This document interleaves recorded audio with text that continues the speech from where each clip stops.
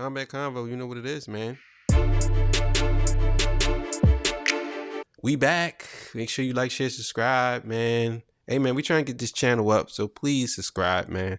And I want to say something real quick before we get started. We don't know everything when it comes to sports. You know what I'm saying? We don't know everything. So I want y'all to understand, we are learning as we go. You know what I'm saying? It's called Kombat Konvo. We learning as we go. We ain't perfect. So everybody in the comments, just calm down a little bit. You know what I'm saying? I like that y'all correct us. I'll be honest. I really do like that y'all correct us. You know what I'm saying? And I love that y'all do that. That's it. You know what I mean? Nothing else to it. But here we go. Let us cook. You know what I'm saying? Let us cook, because we out here, we putting in the work.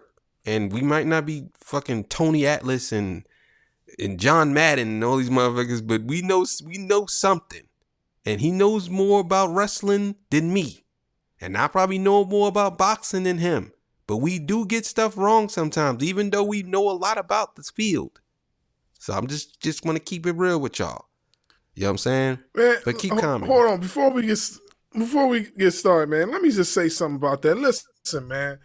I'm about sick and tired of a lot of you commenters, man, coming in here trying to be ignorant and tell us this and tell us that. Now, it's cool that you give us correction on certain things.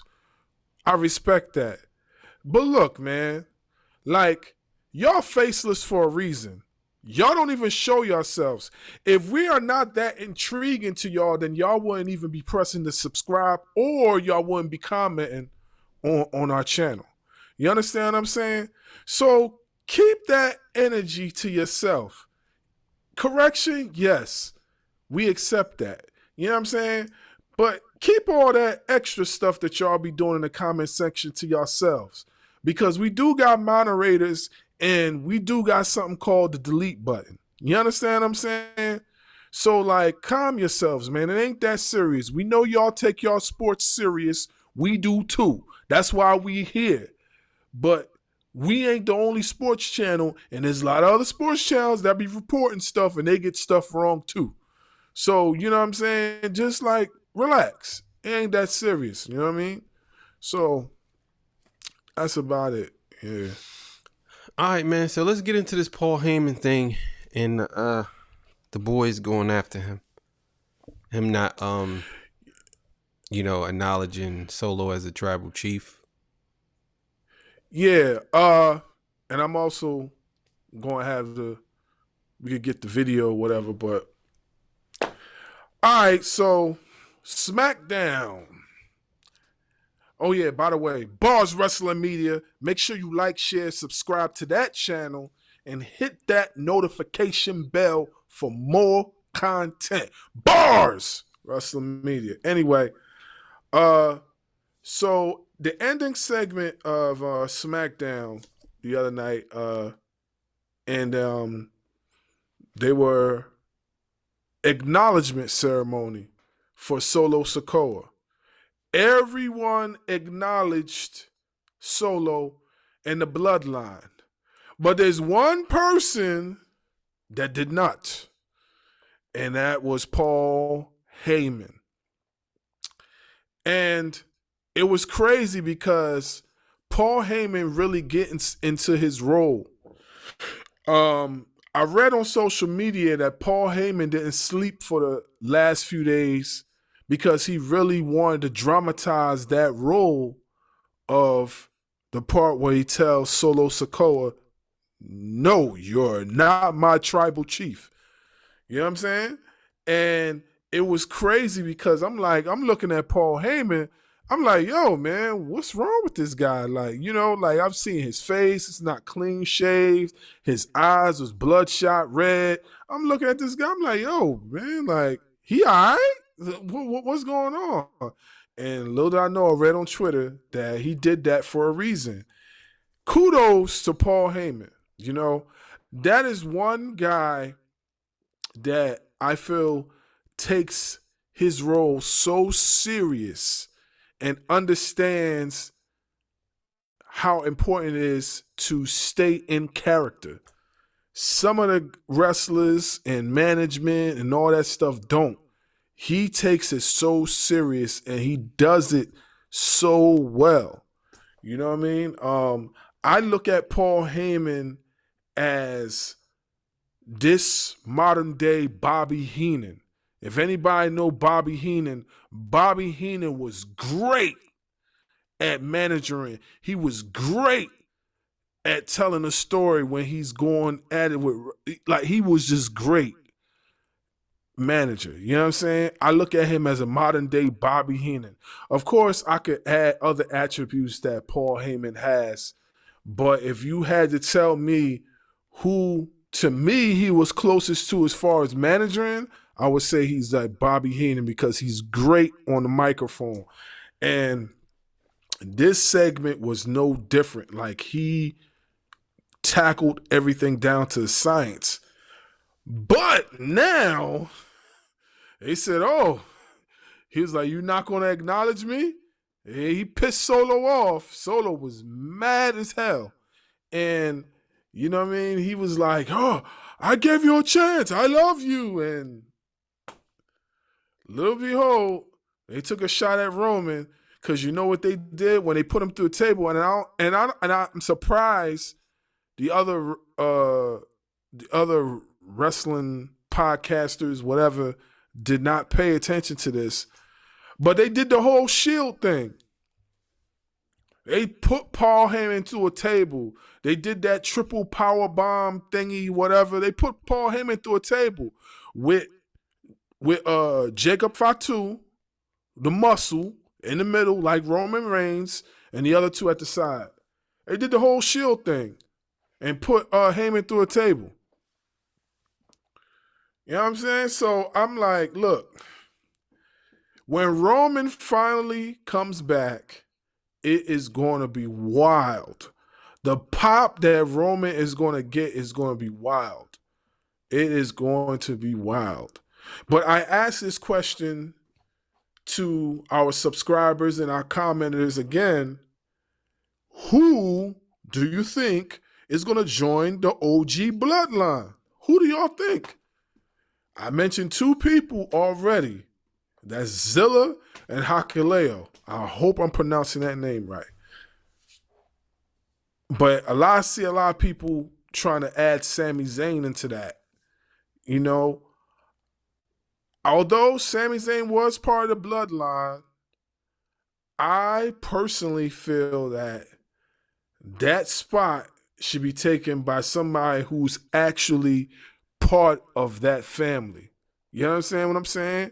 Because the only reason why I'm saying that is because Sami Zayn has his own issues right now with the Intercontinental title and Braun Breaker. So I feel that it's only right to put somebody in that spot that is actually part of that lineage, you know? So it's going to be dope to see.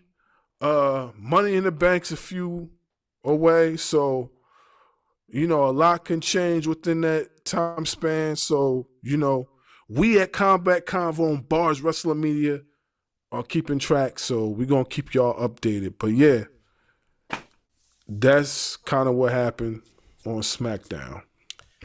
Yeah, it's a couple of different things. I promise y'all, man, we're going to be talking about much more wrestling. You know what I'm saying? Much more wrestlers and much more wrestling.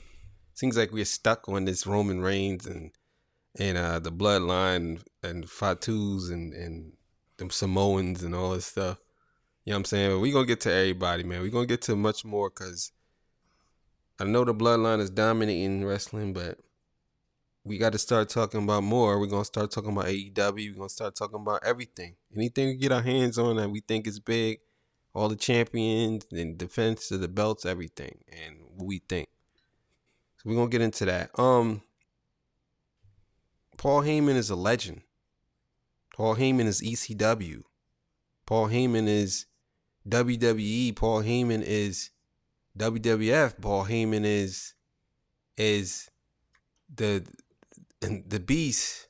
Paul Heyman is the Tribal Chief. He went through so many stages of being such a great manager. I will go on record and say Paul Heyman is the greatest manager of all time.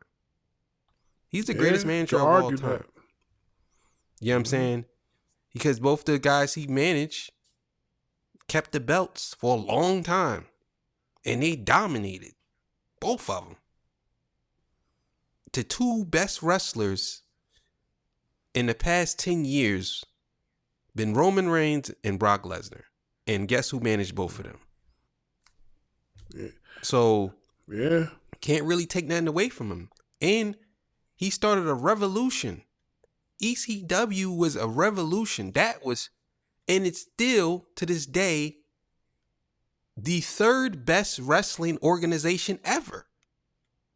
That would be WWE, WCW, and ECW. Anything outside of that is whatever. I know some people putting AEW up there, but you can't put it over ECW, and you damn sure can't put it over WCW.